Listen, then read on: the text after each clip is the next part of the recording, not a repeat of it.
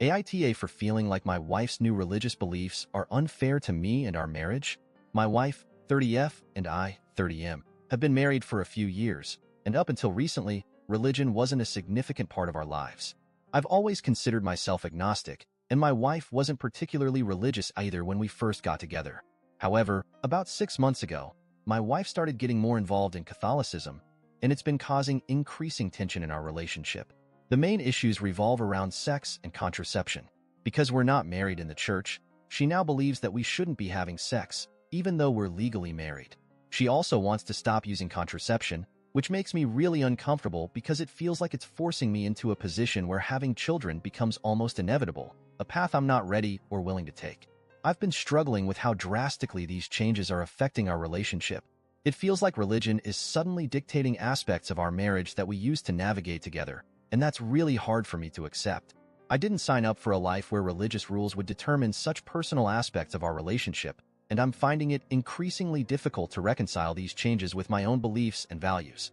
I care about my wife deeply, but I feel like the dynamic of our relationship has shifted in a way that's unfair to me. I've tried to be supportive, but I can't help but feel that this isn't the life I envisioned for us when we got married. Now on to the next story. Story 2. AITA for cutting my brother out of my life for who he's marrying. Hey, so I'll try to be as detailed as possible and short, but I did fail high school English, so I'm Sean, 27M, and my brother is Devin, 28M. He is marrying Erin, 28F, and she is my high school bully. I say bully, but really tormentor is more accurate. My brother knows this. He went to school with me. He saw it all. I came out as gay my freshman year. I didn't announce it or anything, but I told my friend, and he told someone who told others. When Erin found out, her and her group of friends chose to fuck with me. The things included, innocently enough, pointing and laughing, walking up and saying gay jokes, asking boys to ask me out then laugh at me. To less innocent, like in my sophomore year, they left a razor blade in my locker with a note saying try again after I tried to off myself. Just shitty things until she left my junior year, so I had my senior year to myself, lol. Well, now he brought her over to 4th of July last month and introduced her as his fiancée. Didn't even know they were dating, neither did my parents. They know what she did, and they were surprised at first but decided she must have changed and told me to give her a chance. I was pissed off and distant the rest of the day.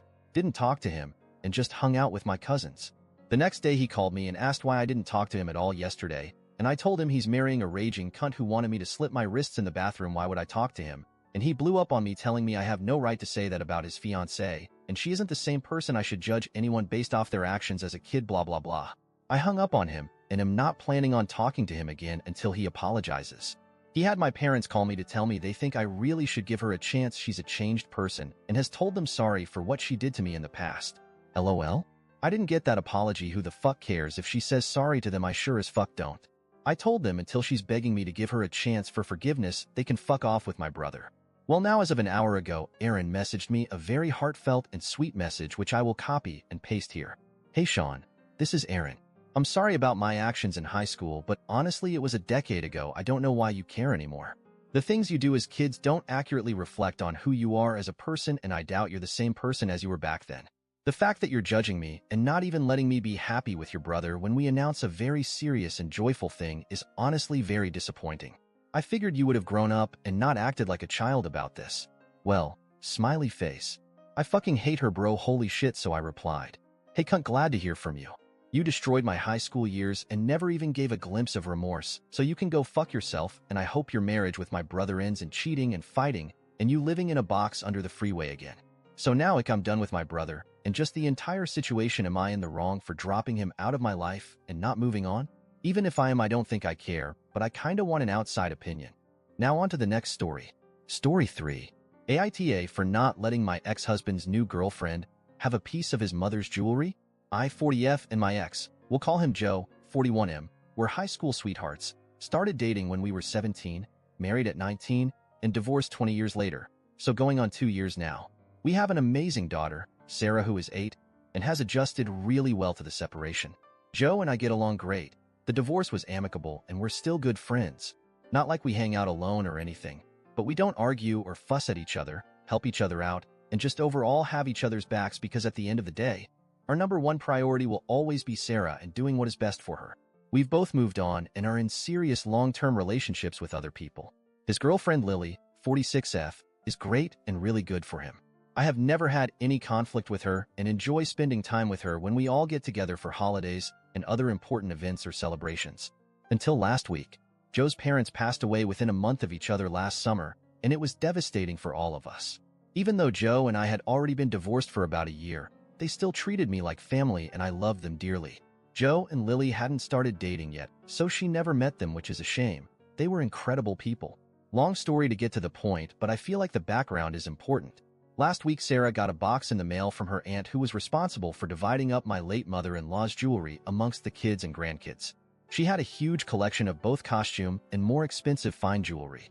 I let Joe know about it, and he explained that some of it was left to me so when he would come over, and we sort through it together. Lily came with him, which was fine.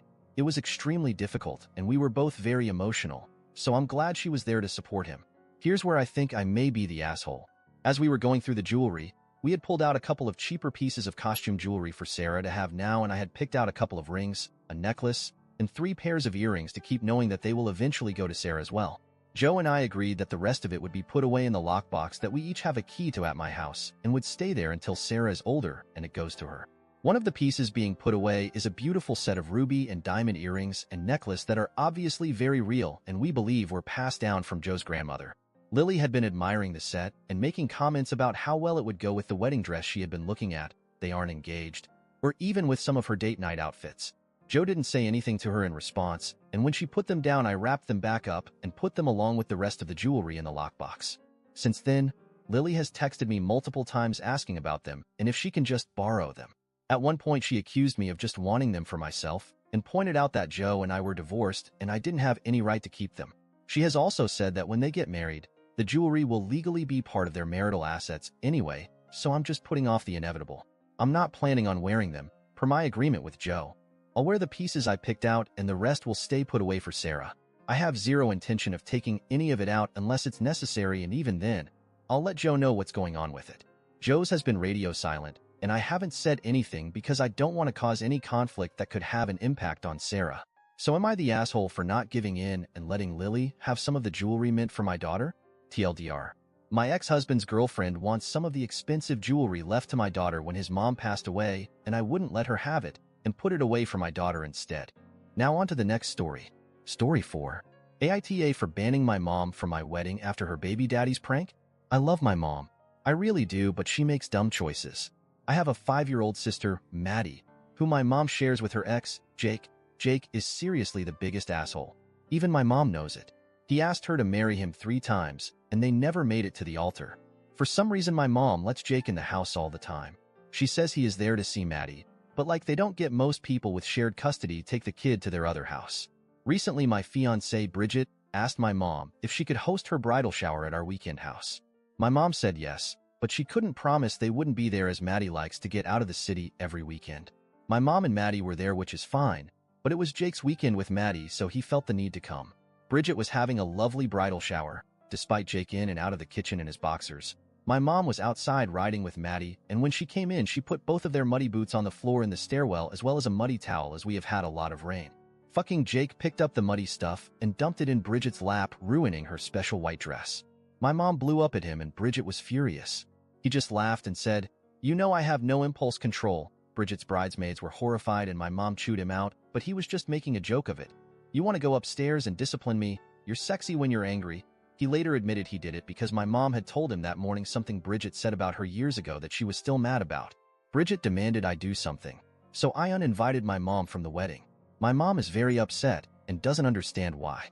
I told her I was sorry, but she caused this by letting Jake in our lives, letting him in the house and gossiping with him. So I have to stand firm and protect Bridget. Maddie is still welcome if her nanny can take her.